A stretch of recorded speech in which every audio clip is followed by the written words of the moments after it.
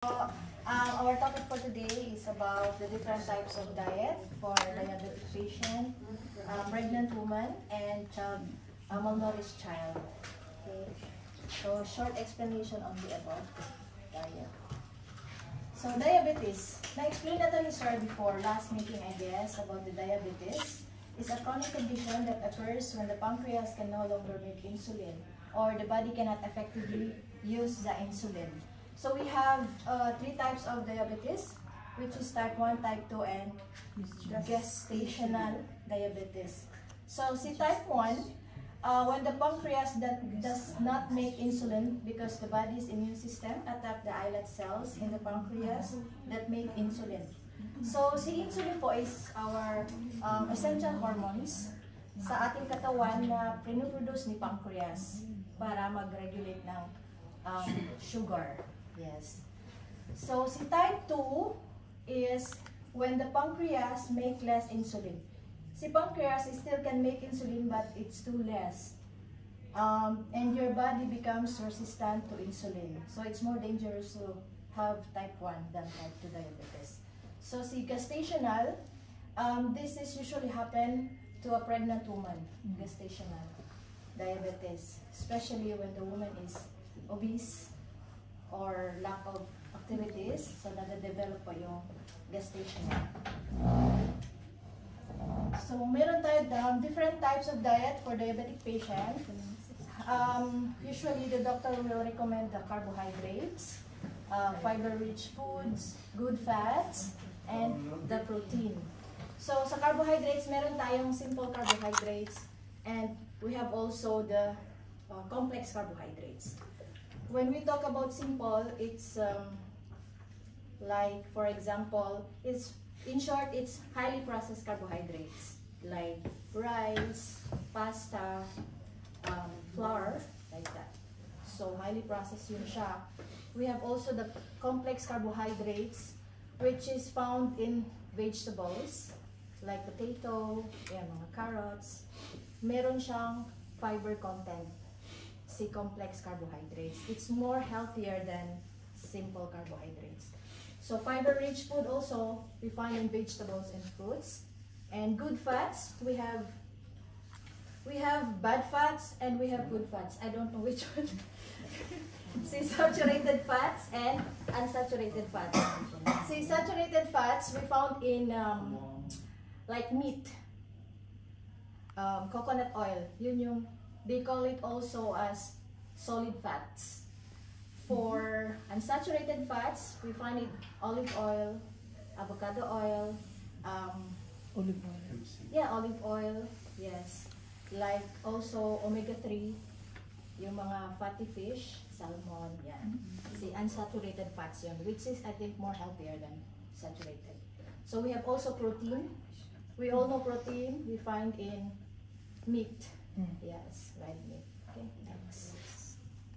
Okay, so I'm just showing you for the diabetic patient, the doctor will recommend the half of the plate must be filled with non-starchy vegetables like salad, ganun. Tapos, and 1/5 quarter must be filled with carbohydrates and also the protein. And we can serve also small portion of fruits and liquid drinks.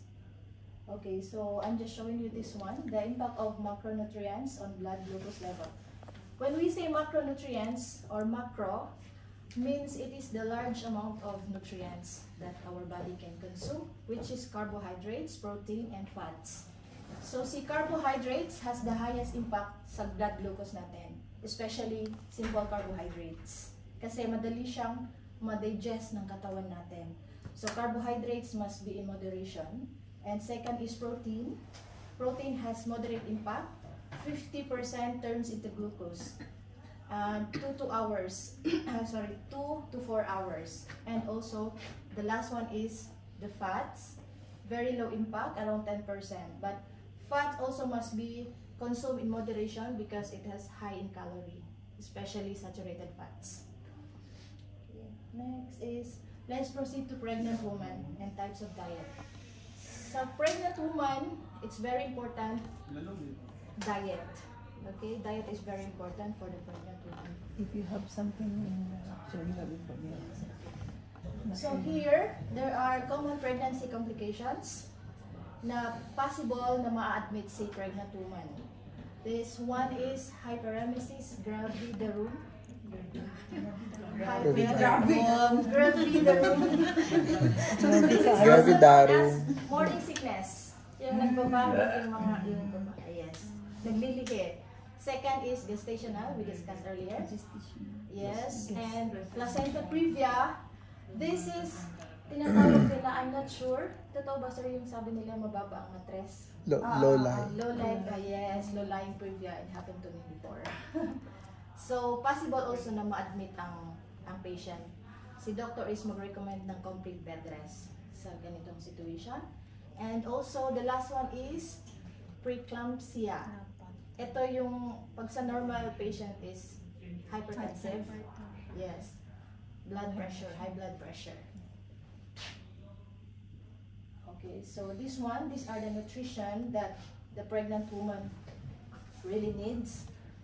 Folate and folic acid.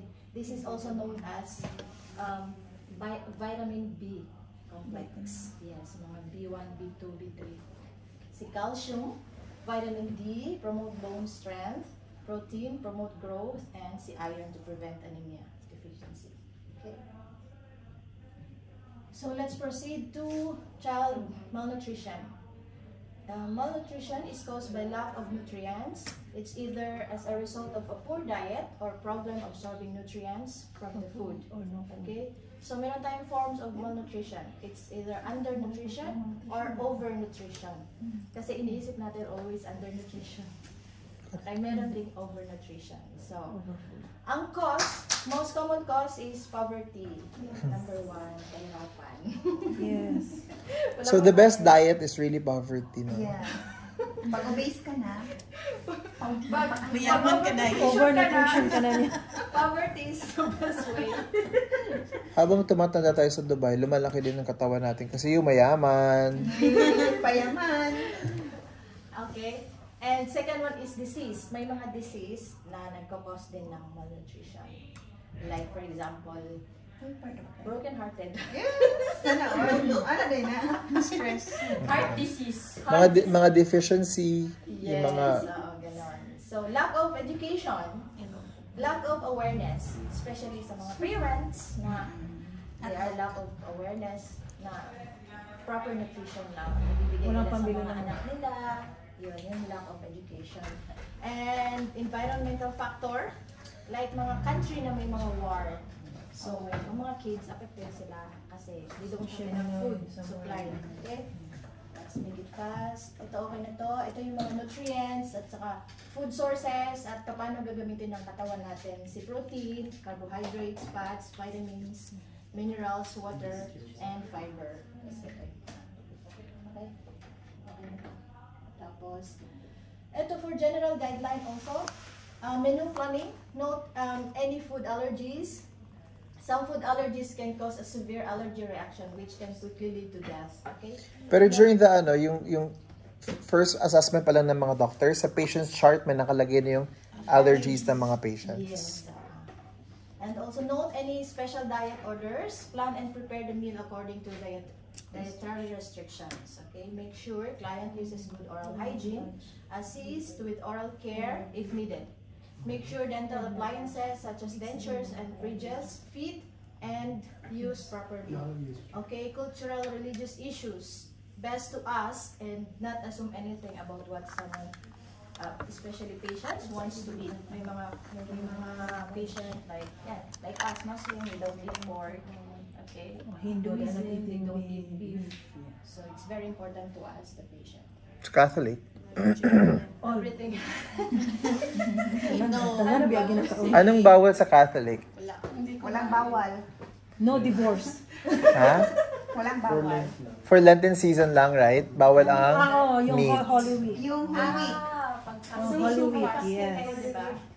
During Holy Week. Did you know that in Philippines, there's an island called Bantayan Island? So during Lenten season, they're only the ones that are allowed by the Vatican daw na mag-offer or magkain ng meat during Lenten season because all year round they're eating fish.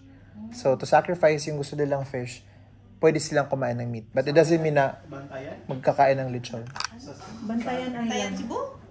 Yes. 7 days Adventist, sir, I think they are not allowed. Sa SDA, ang SDA, bawal ng pork, bawal din ng crustaceans. Yung mga animals, yung skeleton nasa labas, like crabs, lobsters, mga shrimps, mga prawns, bawal sila. Kosher? Oh, kosher. Yes, sa kosher, ganun din sila. May bawal din ang mga... Parang ganun sa SDA. Ang kids, kibuloy. Wala na. Nadakpan si Kibuloy. Wala. KG, Okay, let's proceed. Common mistakes. Sa Jehovah's Witness, sa Jehovah's Witness, bawal ang dugo. Mga intestine. Ay, iglesia din. 7 days Adventist.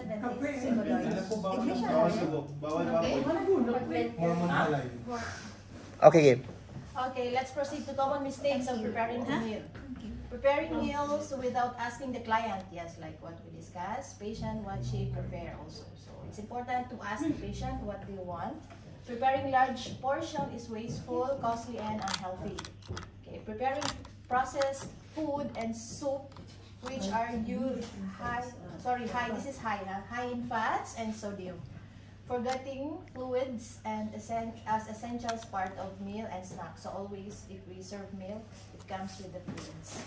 So wait, ito yung mga myth about food preparations. Number one daw, without asking the client. So especially for working from home, yung working at home ba with the patients, it's important that you engage your patients in the food preparations. So to promote pa rin yung self-esteem nila ba na, what do you want to eat for breakfast? Or what do you want to have tomorrow? Would you like this, that, and that? So, involve mo pa rin sila sa process of food preparations, even if matanda na sila. Number two is large portions wasteful. So, you're saying that you have to offer them small portions, Yes. not big portions. Kunwari may steak ka, dapat small slice lang ng steak. Bakit hindi pwedeng the bigger the better? Maybe they will not finish it. Kasi minsan hindi rin nila So, if they will not finish the food na you have prepared, what is the cause and effect dun sa mind nila? Kunwari, matanda na ako, kumain ako, pero hindi ko naubos yung pagkain ko. Pero tama na yung kinain ko, hindi ko lang naubos. So, would that give a positive impact dun sa matanda or sa patient? It depends the patient. Kung mayaman, yes. Yeah, they sometimes Well, they that's a decide. nice point of view. Pero in general, pag hindi nila naubos, parang kawalan, ay, hindi ako, matanda na ako, or And also sometimes, sir, they are forcing themselves to finish the food. yes, baka ma-overnutrition naman sila. Yes, busog na sila, pero psychologically, they want have more. to finish They the want food. And then yung last part is yung water. So they said that you have to give them the food first and then water later. Right? But sa kanila, sabi niya, water, essential parts of meals and snacks. Yes, Sa I mga think, sir, diet, it's good if you just serve, let the patient sip a little bit of water before the meal. Yes, I actually agree. Hindi yung gulp ba, yung dapat sip-sip lang, especially for elderlies, they have dry mouth. Yung mga naka-dentures, kailangan nila na may moisten yung mouth to taste better the food. So, I agree with that also. Okay, next.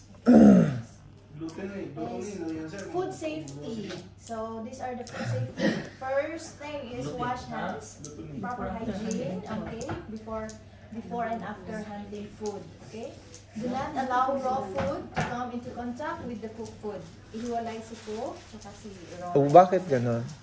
To avoid cross. To avoid cross-contamination. That's correct. Yes. Okay. Tapos di ba may mga salmonella tayo, yung mga nakukuha natin sa raw, yung may mga bulate. Do not serve the patient with uncovered food. So, kailangan naka-cover sa food para safe. Okay, and clean.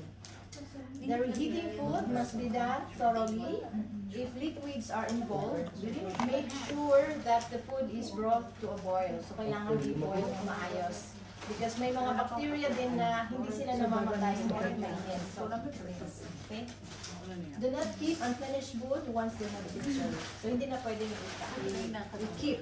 So, need to Kasi, chew. syempre, laway-laway na. Okay? There will be some Nahaluan na siya. So, thank you. Thank you very much. Let's Very good. Wala pa ko.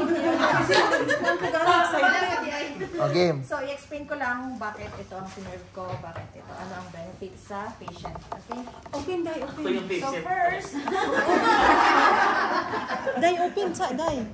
oo, mamaya na. Matang sila ng laway. Mag-mask ka.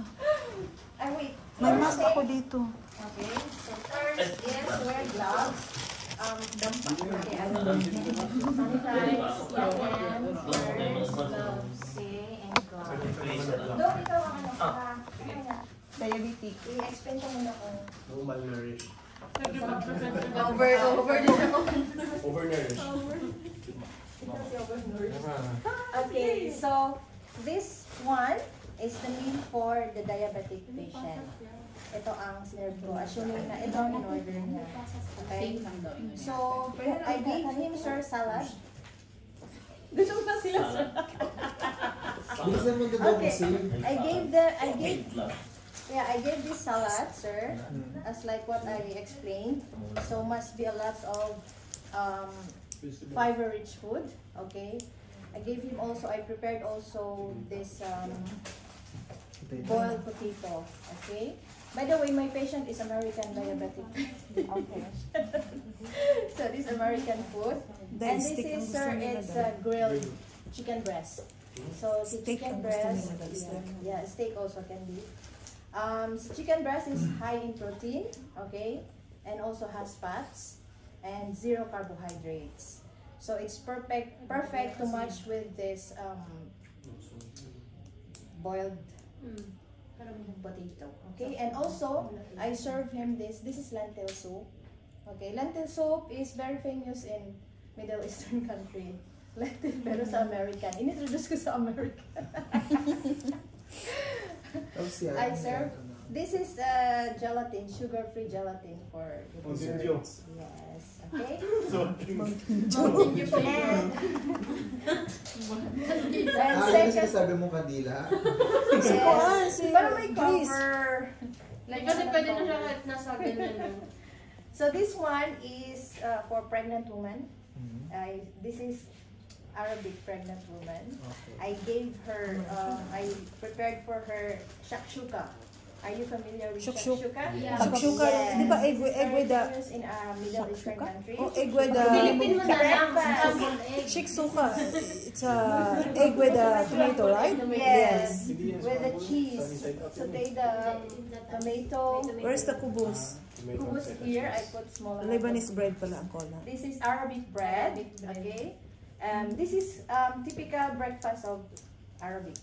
They have. No milk I gave her cheese, halloumi cheese, and they also have this cucumber, which is good for hydration. Because she's pregnant, so she needs fiber.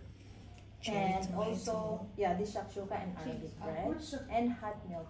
Shakshuka is an egg cooked with tomato, lots of tomato, some spices like oregano, like that. No, omelette is different. Omelette is different. American Not omelette is different. And may cheese din siya. Okay? So, I gave her also honey. Okay? And the third one is, this is Filipino malnourished patient. Malnourished? Yeah, malnourished. So, I prepared luga. Yeah, luga. Arroz caldo! I prepared arroz caldo. Ano, bro? Ang social lang ibang bansa pagdating sa Pilipinas. Panggato na din arroz caldo dyan. Uy, siya! Pagbagal yan eh. Pagdating sa ibang bansa, nakaplato, nakapix sa Pagbagal yan sir. may honey, may Oy, milk. may itlog, Yes. so may Let me yaman. explain. This patient is a child siya. So, it's very important, pag sinervan mo sila ng food, it must in the plastic, not plastic, ano, Bowl. just in Yung hindi case. na bibiyak. Hindi Bowl. nabibiyak. Yes. Nababasag. Yes, nababasag. And I mix with, actually, I want malunggay. Hindi ko mahanap ang malunggay. So, kunwari may malunggay yan. Yes, there is spinach. I mix spinach. It's same with malunggay. The benefits is the same. Spinach. Okay? And a sprinkle of fried on garlic. Fried garlic. Yes. Sabi naman si Charot eh. Huh? There's Charon. Lechon. Yes. And Kung child, di mas malnourished niya. huh? Child, diba? Child malnourished. Tapos bakit may ano ka dyan, Sarap chocolate yung may drink? ano. Yes, this is for the treat. Energy. I need to finish this first, then Treat. because yes, Treat food. sometimes may mga children na ayaw nila ng pagkain. Dapat So yung please budget treat sa them with the Finish treats. first, So then- you have to finish this, so I can give you this. Okay? Busog So ko yeah, anak that's it, sure. So, ano yung feedback niya sa mga pagkain food niya? Good, gutom na mi. Tama ba yung na-prepare niya? Yes. Ito sa sa diabetic, sa pregnant, at saka sa malnourished na child. Tama ba? Yes. For me, Diabetes, sir. Ate Hindi na, ako. di ba jelly hindi siya? Ah. Pero sa unsweetened daw sabi niya. No, I use stevia, to be honest. Mahal. STP is for diabetic, right? Oo. Yeah. Yes. Oo. Ginagamit ko siya. So, okay, pag nagsiserve daw tayo ng food, dapat ganito talaga, which is correct. Okay, so nilalagay sa overbed table. Yung mga mineral water, for example, dapat hindi nakabukas or dapat hindi half-filled. Tapos kung baso naman daw kuno, dapat hindi full, at saka hindi naman half. Dapat yung 3/4 lang, which is, I think this one is correct. Okay. Tapos, yung kutsara tinidor, dapat naka-cover lang sila, Cover tapos siya. right and left. Tapos ito, yung bata, wala siya kutsara tinidor. I think, pag malnourished ka, kainin mo na Pilipino kasi sir. kamay lang. Tapos yun, pag mga nakalagay dito, dapat naka-close. Kunyari, magbigay kayo ng banana or apple or avocado, di ba they easily oxidize? Ano naman tawag doon? Yung It's easy tuloy to silang open. bulok. Oo. Ha? May brown. Nababrown. Yes. So how do you avoid that? Vinegar. Ilagay mo ng vinegar, Hindi ko pa na-try. lagay mo ng squeeze ng orange, okay? Or don't open it at all. Right? So, kunwari magbibigay kayo ng apple sa pregnant woman, let her bite on it or mag-slice na siya on the table. Or yung banana, pag ang banana, pag hindi siya ginagawang filler, like for example, may oatmeal, tapos lagay mo ng banana, pag hindi siya ginagawang filler, like kakainin mo na siya as is, dapat hindi mo na siya bubusan. Ulit na. Lalo na pag capable ang patients to eat, especially mga American people, di ba? Na they want to become independent. At saka yung avocado. Okay? Tapos for pregnant women ng mga babae na Filipina, ano yung magandang kinakain ng mga pregnant women? Sabaw. Pinola. Lugaw din, sir. Pinoy. Binis pa Lugaw, lang. sir. Lugaw, sir. Lugaw. Sinaya din. Tapsilog with Binis soup. pa nga lang. Pangmayaman. Mangga. Mangga din. Dapat may mga sour, sa mix of mga sour, tapos yun. Tapos ito talaga kinakain ng mga ano. Yes. Nasaan yung ano mo dyan, yung folate or vitamin B, ano? Okay, so si folate sa egg. Okay, nahanap natin siya. Nakukuha ng pregnant woman ang folate sa egg. Rich in folate siya. And also cheese, sir.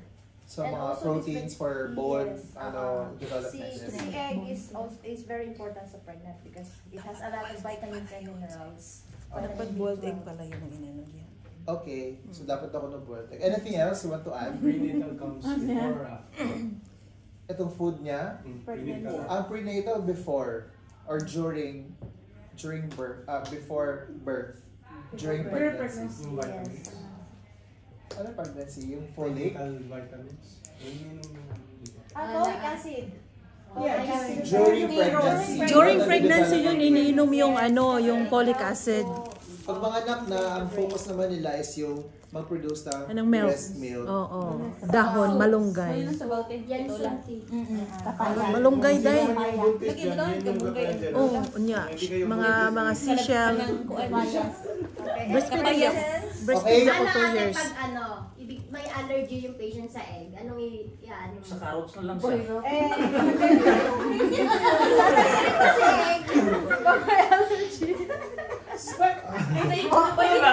But I think bago siya i-serve, dapat aware din yung magsiserve sa kanya ng mga bawal sa kanya. Yes. Oh, nakalagay doon yung mga listing ng allergies. Yes, usually po is May ano bibigyan naman. tayo ng Less. Guidelines. May ano naman sir, may Tahan. plastic na ano, itlog. Plastic na itlog. So yun na lang sir, serve namin. Ay, yung, Plastic yung made in China.